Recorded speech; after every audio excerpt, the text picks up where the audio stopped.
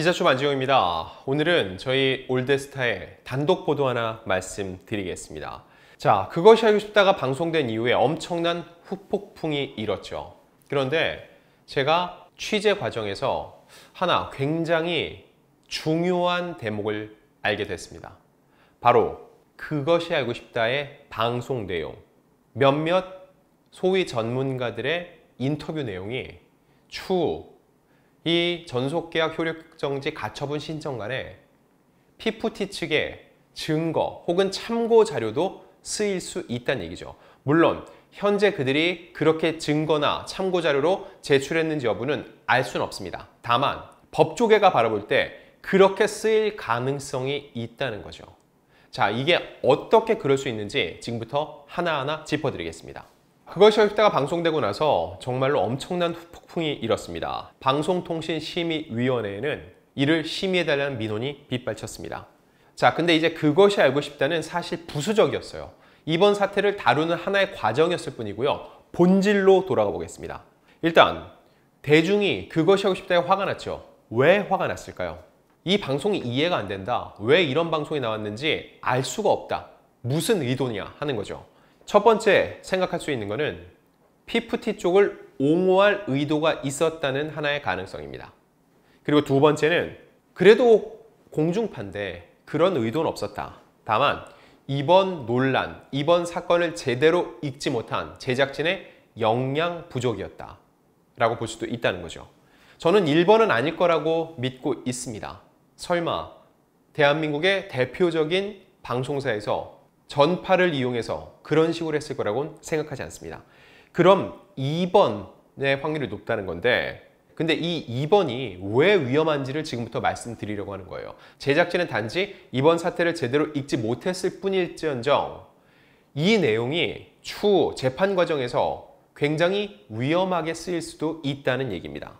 자, 그것이 읽다가 방송되고 저희 올데스타가 그 방송의 문제를 짚은 영상을 여러분들께 보여드렸습니다. 이에 대해서 많은 분들이 또 응원을 해주시고 동조하는 뜻도 밝혀주셨는데 그 직후에 메일 하나가 왔습니다. 바로 법률사무소 아티스의 변호사이자 특허 법률사무소 아티스의 변리사인 서유경 변호사였습니다. 자, 그 편지 내용을 잠깐 말씀드릴게요. 안녕하세요. 저는 서유경 변호사입니다. PFT 사건에 대해 유심히 보고 있었는데 이건 좀 아니다 싶은 부분이 있어서 이메일 보냅니다. 그것이 알고 싶다 방송 관련해 제프 벤자민 섭외와 관련된 문제점을 제보하는 겁니다. 그 알은 제프 벤자민을 해외 전문가라고 하며 마치 피상적으로 보면 제3자의 객관성을 가지고 있는 것처럼 보도했습니다. 하지만 제프 벤자민은 이 사건에 대해 전혀 공정성을 기대할 수 있는 인물이 아닙니다. 그것이 알고 싶다의 보도는 현재 PFT 사건과 관련해 어트랙트 측에서 공정한 재판을 받을 권리를 침해할 수 있습니다. 여기서 이 마지막 문장에 저희는 집중을 했습니다. 어트랙트에서 공정한 재판을 받을 권리를 침해할 수 있다. 이게 과연 무엇일까? 실제로 재판에 영향을 미칠 수 있을까 궁금해졌고 이와 관련해 서유경 변호사와 직접 접촉했습니다. 자, 서유경 변호사의 이 주장을 알기 위해서 이 내용을 살짝 정리하고 갈게요. 지난 2021년 8월 22일입니다. 제프 벤자민이 미국 매체 포브스에 손승연 관련 홍보 기사를 게재합니다. 손승연 누구죠? 이번 논란에서 여러 차례 이름이 나왔죠. 본인은 부정했지만 더 기버스 안성일 대표의 회사에 소속해 있고 친분이 두텁다는 거, 이거는 부인할 수 없죠. 그 내용이 국내 매체를 통해 인용되기도 했습니다. 여러분이 궁금하시면은 제프 벤자민, 포브스, 손승연을 함께 검색해 보시면은 국내 매체에서 이 내용을 다룬 게 있습니다.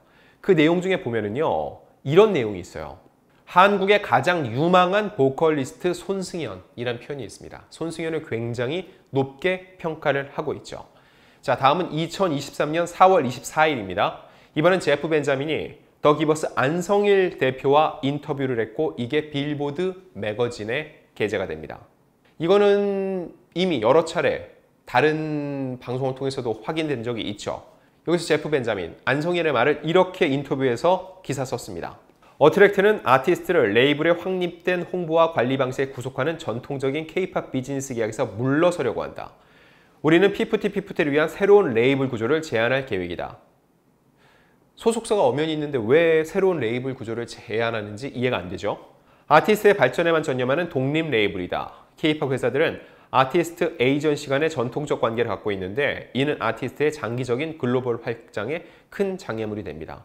이 얘기는 블랙핑크에게는 YG가 있어서, 엑소에게는 SM이 있어서, BTS에게는 빅히트가 있어서 장애물이라는 얘기예요. 그 회사들이 장애물이 돼서 그들이 잘 안 될 것이다. 이런 전통적인 관계로 K-팝이 성장해 왔는데 안성일 대표는 이게 아니라는 거예요. 장애물이라는 거예요. 이 지속적인 문제를 극복하기 위해 더 기버스는 레이블이 아티스트와 직접 계약을 체결하고 주요 프로듀서가 그룹의 창조적인 측면을 감독하며 레이블과 협력하는 구조를 탐구하고 있습니다. 피프트는 이미 어트랙트 소속인데 정말 말도 안 되는 내용이죠. 본인이 그렇게 하고 싶으면 자신이 키운 그룹을 그렇게 하시면 됩니다. 내가 키웠지만 다른 쪽과 직접 계약을 맺고 내가 권리관계를 포기하고 활동하게 하시면 돼요. 왜 다른 사람이 키워놓은 그룹을 갖고 내가 이렇게 저렇게 하겠다고 하는지 이해가 안 된다는 거죠. 또 있습니다. 이 역시 서유영 변호사가 보내준 메일에 있는 내용이었습니다. 지난 2023년 7월 17일 더 기버스의 이모 본부장이 제프 벤자민과 사적 만남을 가진 사진을 SNS에 업로드했다는 거죠. 그리고 나서 드디어 그것이 알고 싶다에 참여한 제프 벤자민의 인터뷰입니다. CEO 같은 사람은 언제나 자금을 마련해서 다른 회사를 창립할 수 있습니다. 변호사는 이 말이 피프티에게 상당히 유리한 말이라고 꼬집었습니다. 근데 이 말은 정말 말이 안 되는 게 그거에 보시면 아시겠죠? 과거 안성일 대표와 일했다는 박모 대표. 그분들도 내 돈을 싹 모아서 넣는 걸 넘어서 수많은 빚을 가져와서 아이돌을 제작합니다. 근데 망했다. 그럼 진짜로 폭삭 주저앉는 거예요. 근데 CEO 같은 사람들은 언제나 자금을 마련한다? 이게 무슨 소리입니까?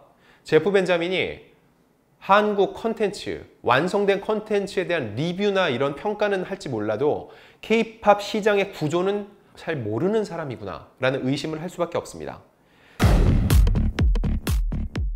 자, 이에 대해서 제가 직접 서 변호사에게 물어봤습니다. 첫 번째 질문은 이거였어요. 이렇게 어트랙트 측에서 공정한 재판을 받을 권리를 침해할 수 있다고 얘기를 했는데 과연 어떤 것인지에 대한 질문이었습니다. 인터뷰 내용 들어보시죠.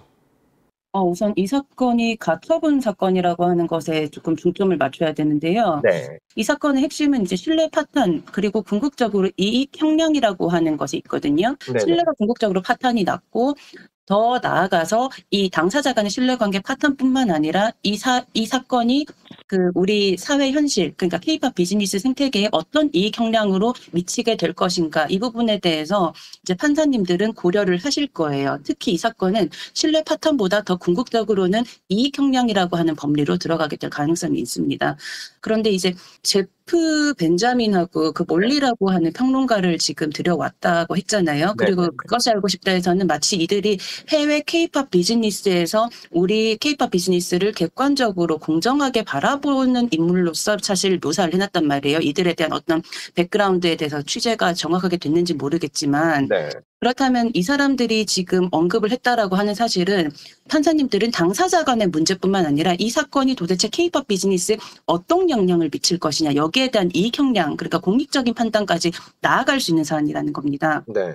해외 평론가들의 판단이 이게 만약에 증거로 들어가든지 참고 자료로 들어가든지 했을 때 결국 판사님은 기각이냐 인용이냐 이게 모호할 때는 신뢰 파탄이 되었는지 여부를 떠나서 궁극적인 이익 형량을 할 수밖에 없는데 네. 그 부분에 있어서 저는 이제 이게 결과적으로는 이 보도가 지금 판사님의 판단에 영향을 미칠 수 있다라는 겁니다. 이게. 결국 이 전속계약 효력정지 가처분 신청, 인용 또는 기각인데 양쪽 너무 팽팽하다. 이 경우 재판부는 무엇을 보냐? 신뢰 파탄, 이익 형량 이렇게 두 개를 본다는 거예요. 신뢰 파탄이 뭐예요? 이거는 누차 말씀드렸죠. 둘이 이렇게까지 싸우는 거 보니까 둘이 계약을 맺고 더 이상 같이 할 수 없을 것 같아. 그런 이 관계는 없는 게 낫겠어. 신뢰가 파탄돼서 더 이상 함께 갈 수 없어. 그리고 나머지 누구의 잘못 때문인지는 잘잘못은 본안소송 가서 가려. 이 경우에 인용을 할 가능성이 높다는 거죠. 신뢰가 없으니까 일단 둘은 헤어져라. 두 번째, 이익 형량. 이 이익 형량이라는 얘기는 제가 서 변호사를 통해 처음 들었는데 이게 뭐냐면은 누구에게 더 이익이 가냐를 판단하느냐는 겁니다. 피프티 어트랙트 소속 그룹이긴 한데 글로벌 활동을 하고 있죠. K-팝을 알리는데 일조하고 있습니다. 굉장히 큰 인기를 누렸어요. 그렇게 놓고 봤을 때 재판부가 지금 피프티피프티는 이 이름을 갖고 전 세계에서 K-팝을 알리는 게 더 유리하다. 더 도움이 많이 된다. 국익에 도움이 된다. 이익이 크다. 이렇게 판단했을 때 잘잘못은 마찬가지로 본안에서 가리고 지금 당장은 효력은 정지해. 각자 활동해. 라고 할 수 있다는 거죠. 서 변호사는 이 부분에 집중했습니다. 외신 인터뷰 내용이 뭐예요? CEO는 자금을 마련해서 다른 회사를 또 창립할 수 있다. 그리고 그것이 알고 싶다의 마지막 멘트가 뭐였어요? 아티스트가 회사를 선택할 수 있는 권리를 달라. 이거 말도 안 되는 얘기입니다. 제가 이미 앞서서도 한번 비유한 적이 있는데 대기업에 들어가고 싶은 사람, 삼성, SK 들어가고 싶은 사람들이 많이 줄 서 있겠죠. 그럼 회사에서 그 중에서 인재를 뽑겠죠. 근데 반대로 신입사원들이 대기업을 선택할 수 있는 기회를 줘라. 내가 삼성 가고 싶으니까 문 열어. 이렇게 하라는 얘기랑 다를 바가 없다는 얘기예요. 근데 그 알은 그렇게 얘기를 했습니다. 이런 인터뷰 내용들이 지상파의 굉장히 유명한 프로그램을 통해서 공신력 있는 것처럼 방송이 됐습니다. 그리고 피프티 측에서 이 내용을 재판부에 자 보십시오. 방송에서도 SBS에서 방송된 그것이 알고 싶다에서도 그리고 여기에 참여한 외국 또 유수의 전문가들도 이러는 게 어떠냐 이게 필요하다고 얘기를 합니다. 이렇게 되면 어떻게 되겠어요? 양쪽에서 너무 팽팽히 맞서는 상황에서 한쪽의 손을 쉽게 들어줄 수 없을 때 이익 형량 이렇게 놓고 봤을 때는 그래도 지금은 그래 피프티가 활동을 하는 게 전체 시장을 놓고 봤을 때 이익이 되겠구나. 그럼 가처분 신청 인용 땅땅땅 할 수 있다는 얘기입니다. 그래서 이번 그것이 하고 싶다의 방송이 굉장히 위험할 수 있다는 얘기죠. 자, 다음 던진 질문은 이거였습니다. 이런 식으로 증거 혹은 참고 자료로 혹시라도 낼 수 있으니까 어트랙트 입장에서 이거를 기피할 수도 있냐는 질문을 던졌습니다. 자, 들어보시죠. 일단 증거 기피라고 하는 일단 이게 증거로 올라와야지 막 기피를 하는 문제가 있는데요. 네. 이게 막 형사 절차 같은 경우는 뭐 그런 이제 절차를 밟을 수가 있는데 이건 민사잖아요. 네. 통상적으로는 이게 요건 사실을 입증한 자료가 아니기 때문에 참고 서류로 들어갈 수가 있는데 네. 이게 굉장히 강력하다라고 주장을 하면서 이제 그 판사님한테 꼭 봐주십시오라고 할 때는 증거로 올릴 수가 있습니다. 참고 자료와 이제 증거 자료는 좀 다르거든요. 네. 판사님은 변론주에 따라서 이제 증거를 중심으로 보시는데 이 사건에 있어서 신뢰관계뿐만 아니라 이익 형량에 영향을 미칠 수 있는 자료다라고 생각을 하게 된다면 증거 자료로 올릴 수는 있다. 증거로 직접 올라가지 않았다라고 하더라도 본인들이 이야기하는 것이 맞다라고 하는 것에 대한 소명 자료, 네. 그러니까 소명 자료로서 증명을 뒷받침하려고 하는 자료로서는 올라갈 수가 있다라는 거예요. 네. 근데 이제 통상적으로 저희가 실무상으로는 이 내용은 그것이 알고 싶다 방송 자료는 참고 자료로 들어가야 되는 내용 같지만 요건 사실이 직접 입증이 아니더라도 이거는 굉장히 중요한 자료라고 보여지기 때문에 특히 공중파 방송이고 그다음에 취재진들이 이미 취재를 끝냈다는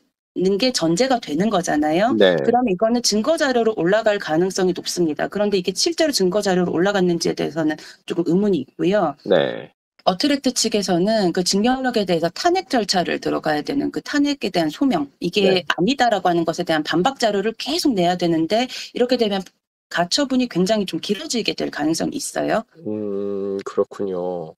자, 이 부분은 제가 듣고 보니까 정말 뜨끔하더라고요. 어쩔 수 없이 저도 법률 전문가가 아니기 때문에 그것이 하고 싶다의 방송 내용 자체에만 초점을 맞췄는데 법리적으로 따져봤을 때 이 방송이 얼마나 나중에 재판부에게 영향을 줄 수 있을지 여부는 미처 생각을 못했다는 거죠. 근데 그런 가능성을 따져봤을 때 제가 이 방송을 하는 건 이게 공론화되면은요. 혹시라도 재판부가 그것이 하고 싶다에 기울어진 이야기가 판단에 영향을 미치는 일이 조금은 덜어지지 않을까 하는 마음에서 이번 편을 준비하게 됐던 겁니다.